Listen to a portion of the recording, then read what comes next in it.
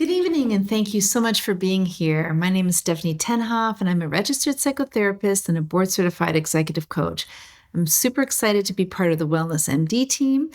And for 30 years, I've been working in health and wellness, healthcare, and mental health. And over time, my work has come to focus on one central question.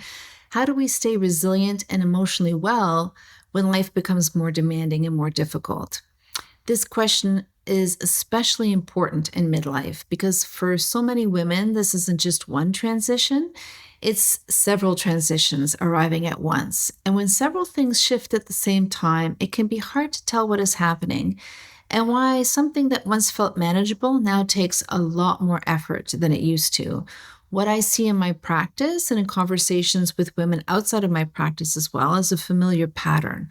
Highly capable women like you and I beginning to feel less clear, more stretched, and more emotionally burdened. And this often leads to us becoming self-critical.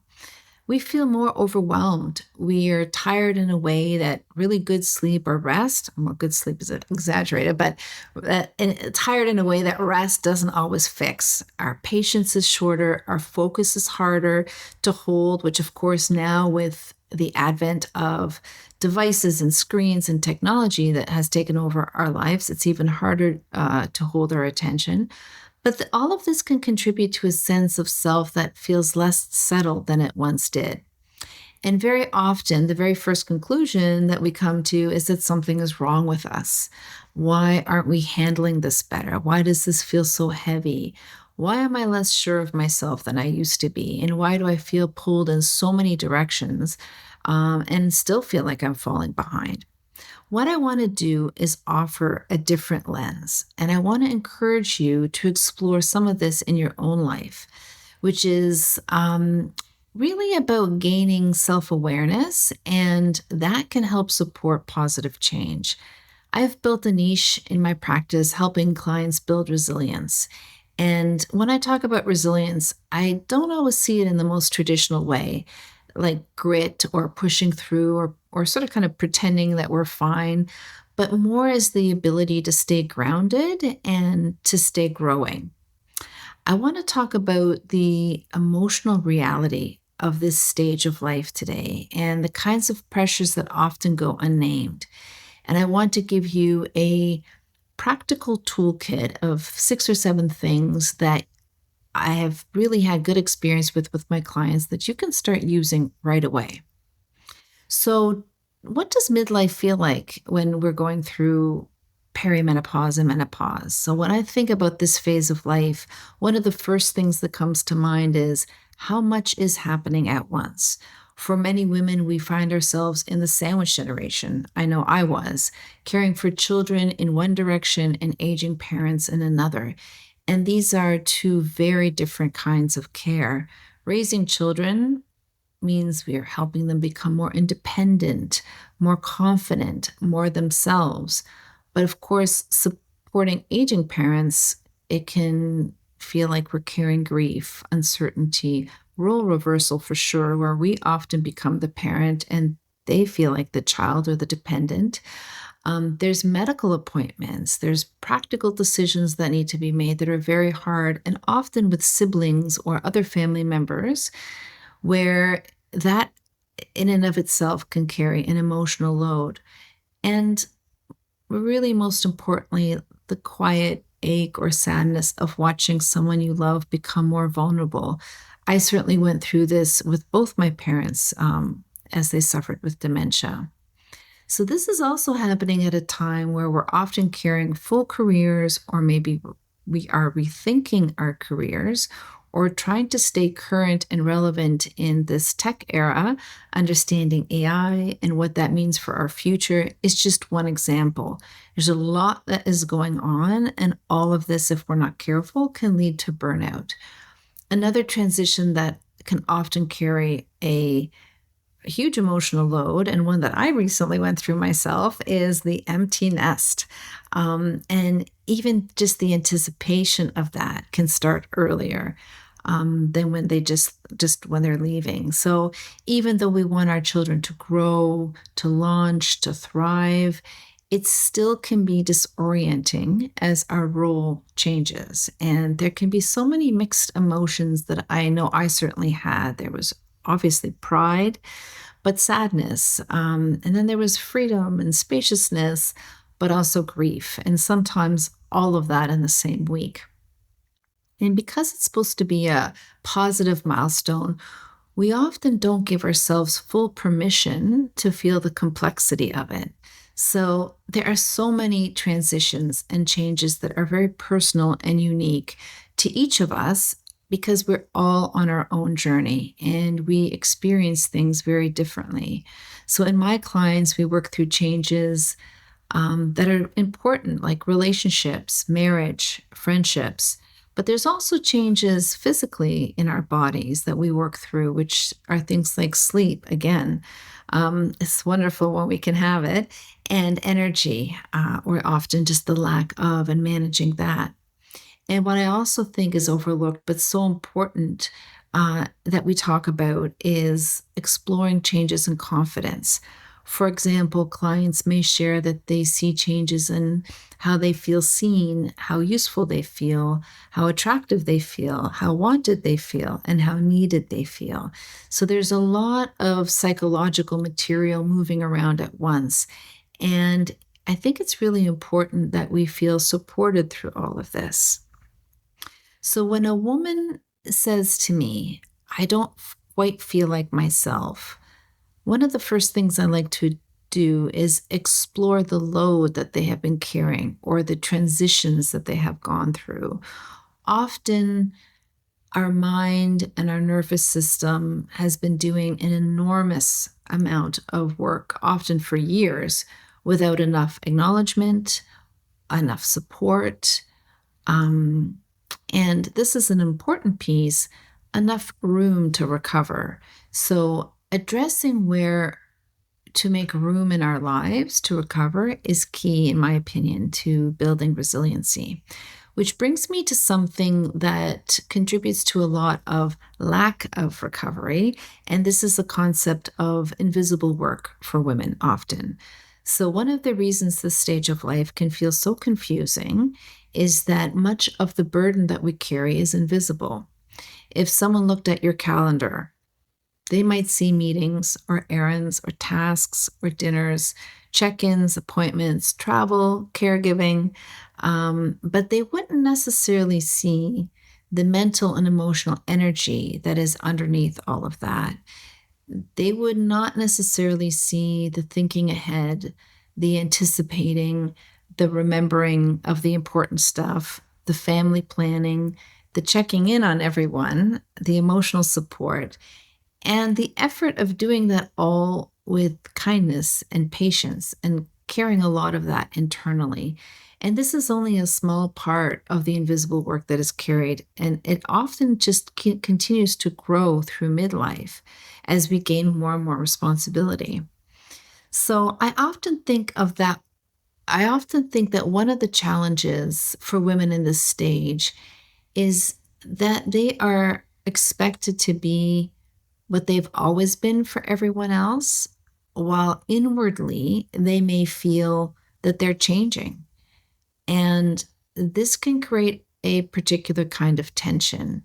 You may feel like you're evolving. There are things that you want to question, maybe reassess. Maybe you really feel like you want to slow down, or you want to be with people in a different way, but they relate to you in the same old way because you're the person that gets things done, and often with a smile.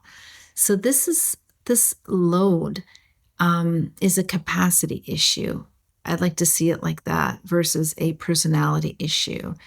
I think that's important. I mean, we can see ourselves as people pleasers, but if we see it as a capacity issue, it's really a big aha. I know it has been for clients. Understanding that their capacity is finite. It's renewable, meaning that if we rest and we gain capacity back, it comes back, but it is finite. There's an end to it. So when you're feeling resentment or fatigue build up, I encourage you to think of your capacity versus your need to be who people expect you to be. So it's not about trying harder or becoming more efficient or more organized, but it's beginning to explore a more compassionate and supportive relationship with yourself. So let's take another look at resilience here and how it becomes a much more meaningful tool rather than just seeing it as productivity. In the traditional definition, again, resilience can get flattened into toughness. It can, say we need to work harder or be more stoic, but that's, again, not how I think of it. I think of resilience as the ability to return to ourselves, to stay connected to what is true about us, and to adjust where we need to without abandoning ourselves. And I'll tell you a little bit more about that in the toolkit. So that difference does matter, because the moment we begin to see our load as weakness, we can create a second layer of suffering. And what I mean by that is the first layer is the actual challenge. So the family work or the work that we do for our careers. But the second layer is the story that we tell ourselves about how we should be doing better than we are. So that second layer can be more exhausting because of the self-talk. And that self-talk can sometimes fall under the radar. So we're doing all this work, but then we're kind of beating ourselves up that we're not doing it good enough. And it is almost autopilot where we don't quite hear ourselves, that self-criticism, if it's comparisons or just being hard on ourselves. So I have a client and she's carrying a family, a career. She's worried about her mom. She's worried about her son. She's stressing about money. She's sad about aging and the lack of sleep that's making everything harder. And she knows that there's a ton of people that rely on her. And she's still finding herself thinking, I should be handling this better. But should she? I mean, we really do explore that this is often a voice of an old standard that just doesn't really fit anymore in the reality of her current life. So one of the most healing things we can do in midlife is to begin speaking to ourselves more compassionately. There's no wonder that we feel stretched. There's no wonder that we are tired. And there is a different way. And this kind of positive self-talk can be very restorative and empowering. And this is also where really good support matters. I ask clients to look around at how resourced they are, what is working and what needs to change or improve to help them manage their capacity. So in order to help you do this, let's take a look at, building. I'll give you some ideas to build your own personal resilience toolkit. So this is what actually helps with my clients. A good place to start when you want to build a toolkit is to really take a good look and have a better understanding of what reality is in your life. It sounds simple, but it is not small. Again, because so much of our lives are kind of autopilot, or we're just kind of, we don't really know where our energy is going. So if you keep minimizing what you are carrying, you will keep making unrealistic demands of yourself. And so you won't really connect with what you need to do to renew your capacity. So naming your reality accurately might sound like this. I'm in a season where I'm holding more than usual. I might be caregiving, which is taking a lot more energy. My children might need me differently.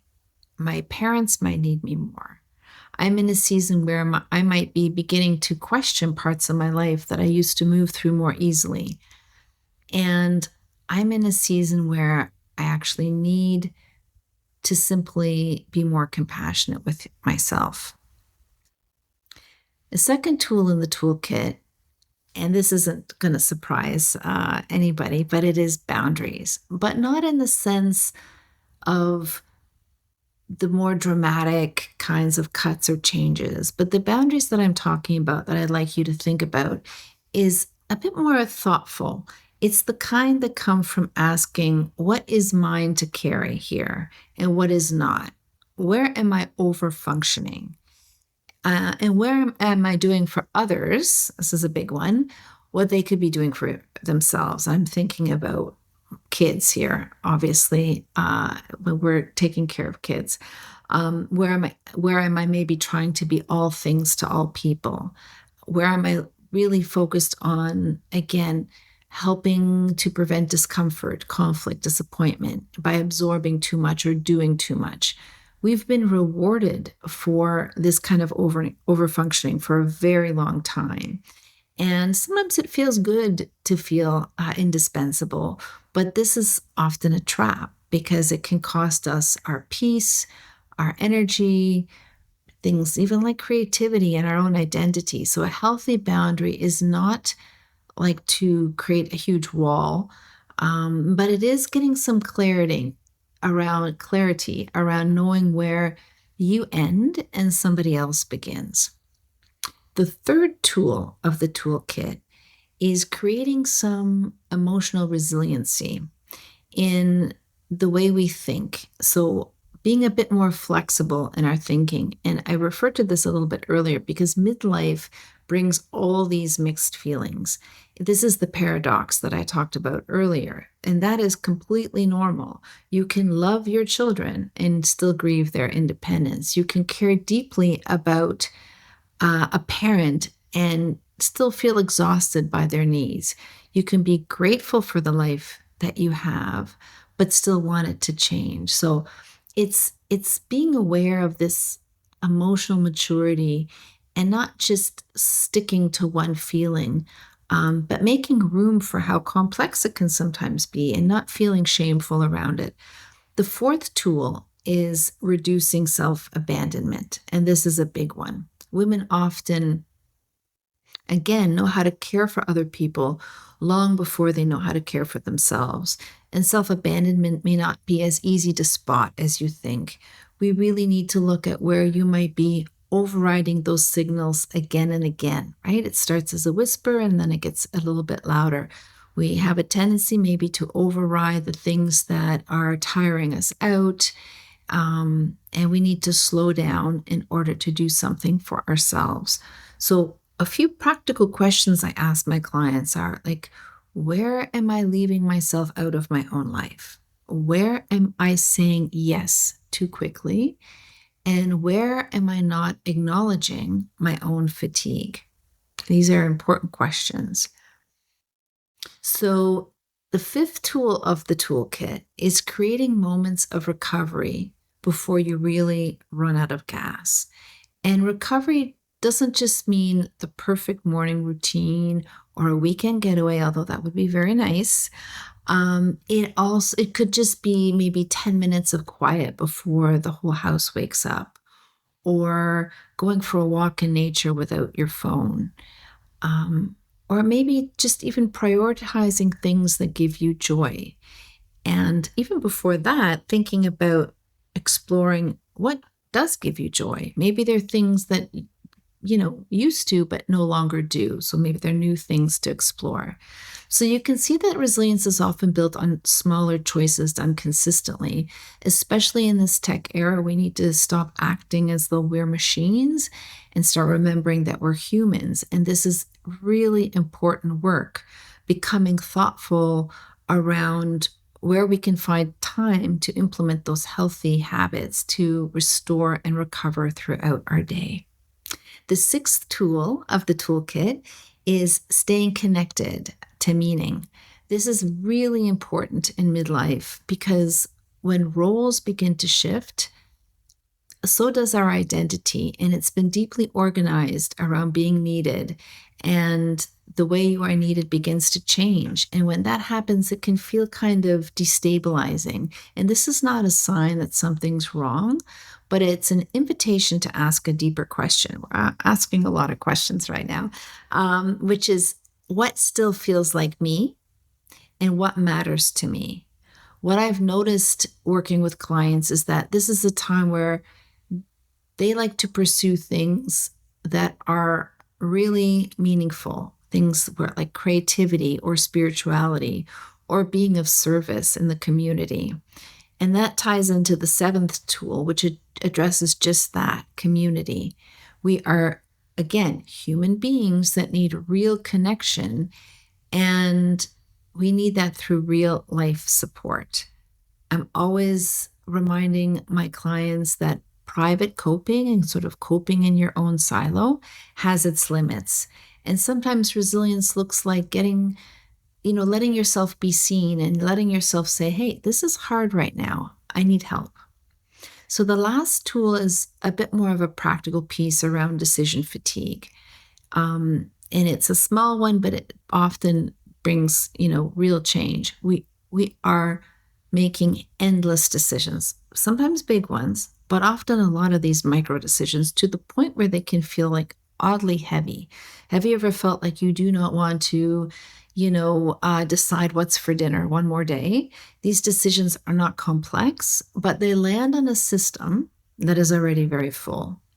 So, one very concrete resilience practice is reducing any unnecessary decisions where you can, giving them to others, offloading a little bit. Sometimes we need to make life a little bit more mentally expensive. So, I want to make this practical for a moment because resilience is not just a concept. It also shows up how you move through a normal day. So again, not a dramatic transformation, but a steady one. And I think the steady change is the one that lasts. So using the toolkits the tools that I reference in the toolkits, I think would really help in making that steady change last. Also, coaching and psychotherapy can be very valuable. Being able to talk to somebody, being able to explore the things that we talked about today can be very useful. A good conversation, maybe a thoughtful framework, a really safe place to explore what you need can really help. So, in closing, I think what's important to remember is that we are not failing.